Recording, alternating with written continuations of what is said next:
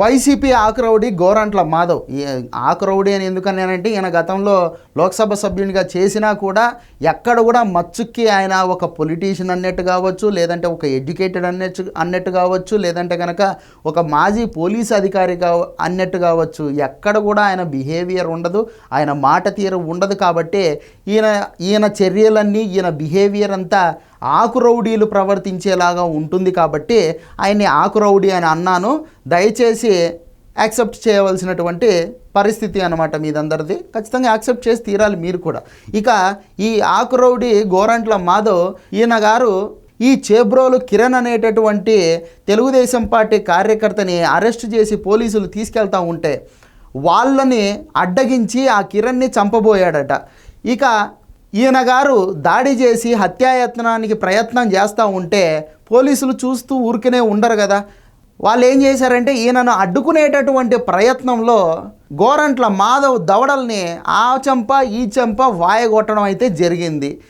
దానికి సంబంధించే గోరంట్ల మాధవ్ ఇక్కడ పోలీసుతో వాగ్వాదానికి దిగాడనమాట. ఏమంటాడంటే, నువ్వు నన్ను కొట్టావు, అయినా సరే నేను బహిరంగంగా ఎక్కడా చెప్పలేదు. ఎందుకు చెప్తావు? చెప్పుకుంటే నీకే సిగ్గుచేటు.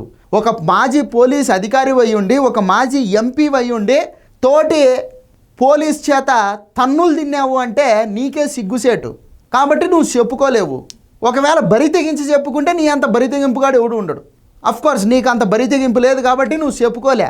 మళ్ళా పైపిచ్చిపోయి అదేందో పెద్ద ఆ పోలీస్ అధికారికి మేలు చేసినట్టు ఫీల్ అయిపోతున్నావు. ఏంది? చెప్పుకుంటే నీకు సిగ్గుసేటు. నువ్వు అసలు అనంతపురంలో ఉండాల్సినవి, నువ్వేంటికి పోయినావు గుంటూరుకు? పోతే పోయినావు అనుకుందాం. గుంటూరుకు పోయినవి నీ పని చూసుకొని దావ పట్టుకొని చక్కగా అనంతపురం పోకుండా నీకేం పనయా ఆ కిరణ్ ఎంట పడ్డానికి? ఈ రాష్ట్రంలో రాజ్యాంగం లేదనుకుంటాడావా? ఈ రాష్ట్రంలో పోలీసు వ్యవస్థ లేదనుకుంటాడావా? ఈ రాష్ట్రంలో రాజ్యాంగం అమల్లో లేదనుకుంటాడావా? చట్టాలు లేవనుకుంటాడావా? వ్యవస్థ లేదనుకుంటాడావా? ప్రభుత్వం లేదనుకుంటాడావా? లేకపోతే ఏమన్నా ఇది మీ తాత జాగీరా, లేకపోతే మా తాత మా చిన్నాయన జాగీరా? మనకు నచ్చినట్టు చేయడానికి ఉండదు ఇక్కడ. చట్టాలకు, న్యాయస్థానాలకు, రాజ్యాంగాలకు లోబడి బ్రతకాల్సినటువంటి పరిస్థితి ఉంటుంది. ఇది ప్రజాస్వామ్య వ్యవస్థ. చిన్నాయన ముల్లేం కాదు. వాడు మీ నాయకురాలిని తిట్టింది తప్పే, వాస్తవమే. ప్రతి ఒక్కరూ దాన్ని ఖండించారు.